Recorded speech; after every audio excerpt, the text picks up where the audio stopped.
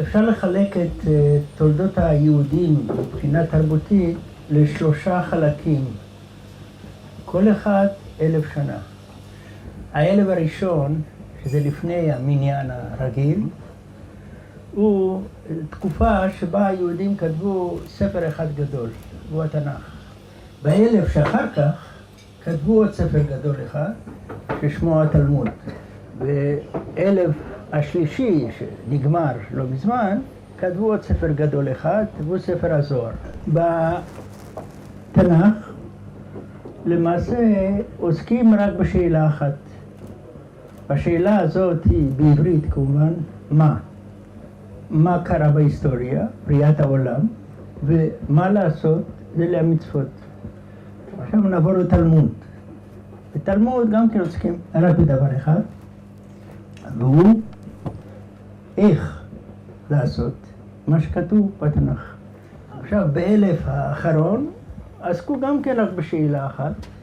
מה שנשאר, השאלה היא למה? למה לעשות מה שכתוב בתנ"ך ואיך הרבנים אמרו לעשות את זה? הקבלה שהופיעה באלף השלישי עוסקת הרבה מאוד בבעיה למה לעשות את המצוות, מה המשמעות שלהם. אני מציע לחלק 3 זרמים מרכזיים בקבלה, כל אחד נותן פירוש אחר לשאלה למה. הכיוון הראשון והחשוב ביותר הוא טוען שלמצוות יש משמעות שאני קורא לה, לא המקובלים, תיאורגית, דהיינו משמעות. המצוות היא להשפיע על העולם העליון, על העולם האלוהי.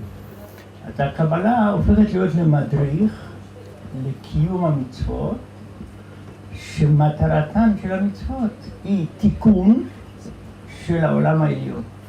התשובה השנייה שמקובלים אחרים אומרים, היא שהקבלה מלמדת את הדרך של התפתחות פנימית אנושית,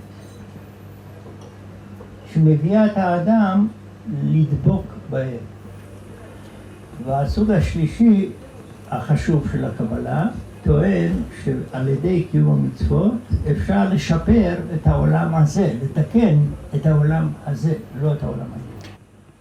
הסוג הראשון של הקבלה אני קורא לה תיאורגית, הסוג השני אני אקרא לה אקסטטית או נבואית, והסוג השלישי אני קורא לזה מגית, מלשון מגיה.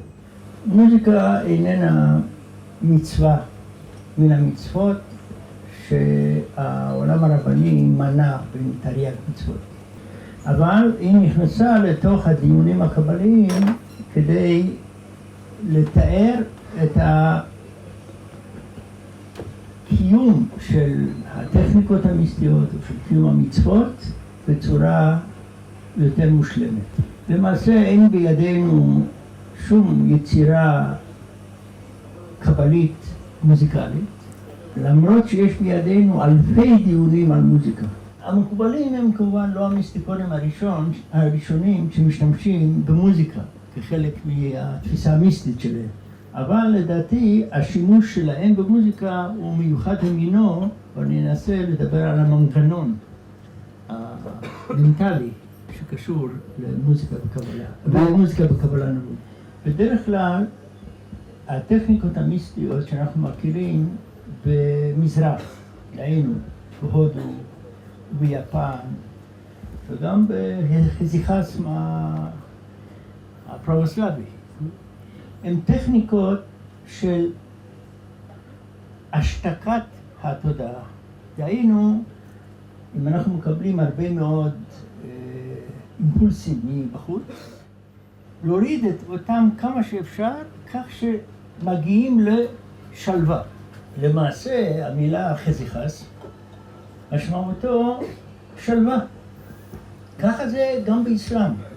הדיקר והמוזיקה של הדרווישים היא בסך הכל חוזרת על עצמה כדי לעשות רוגע בתודעה האנושית. בקבלה הנבואית, המנגנון הפנימי הוא הפוך. ההנחה היא לא ריכוז בנקודה אחת, או במילה אחת, או בפורמולה קצרה אחת, אלא בצירוף של אותיות, של מאות צירופים, שמשתנים כל שנייה, ומיד אני אתאר את הקושי הזה.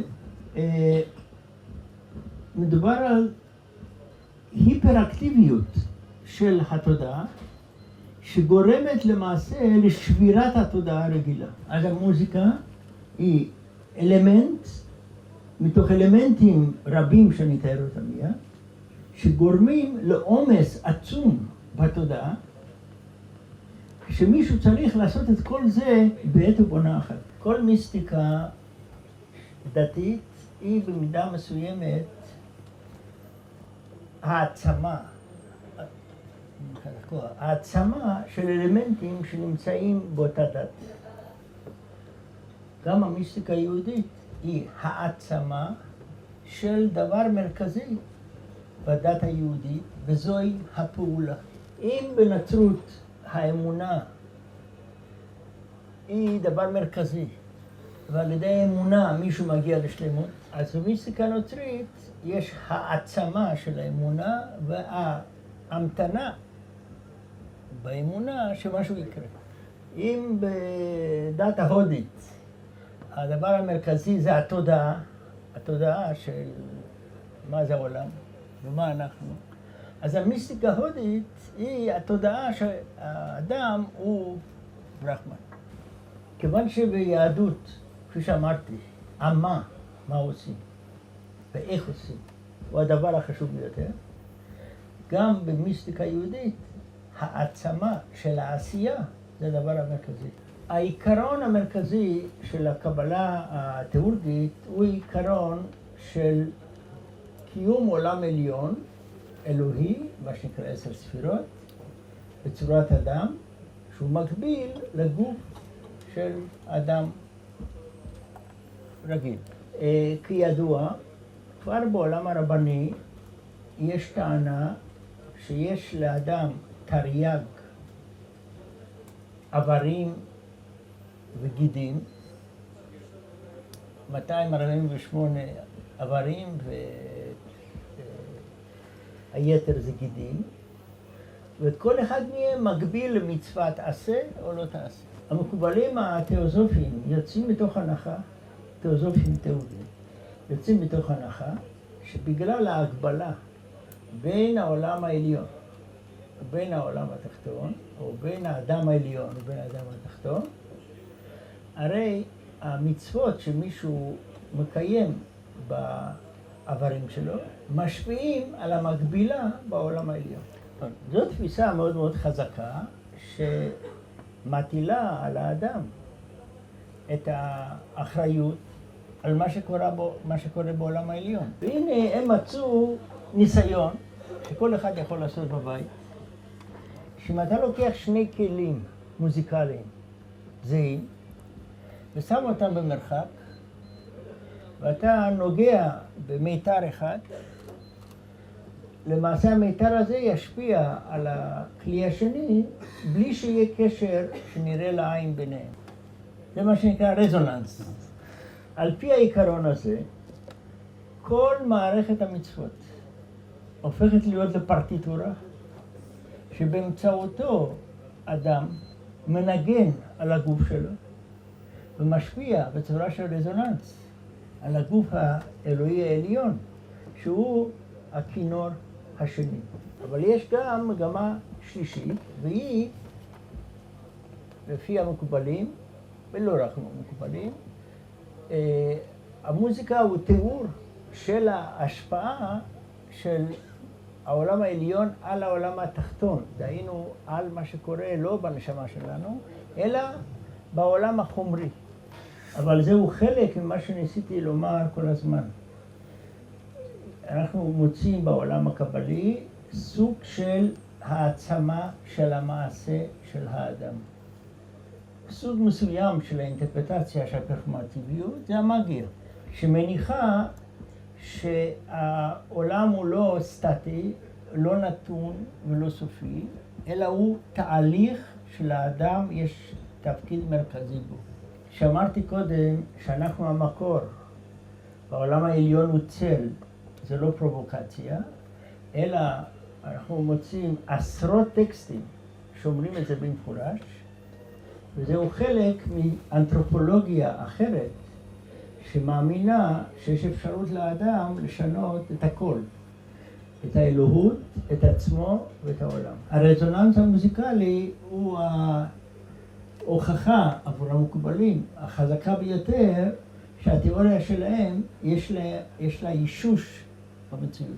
כך הפך התנ"ך במידה מסוימת הספרות הרבנית לפרטיטורה ענקית שהאדם מנגן בה ומשפיע על העולם. בקר קודש בריחו שכינתה לקננה והי חיפורה דית מרבה כציפור נודדת מן קנה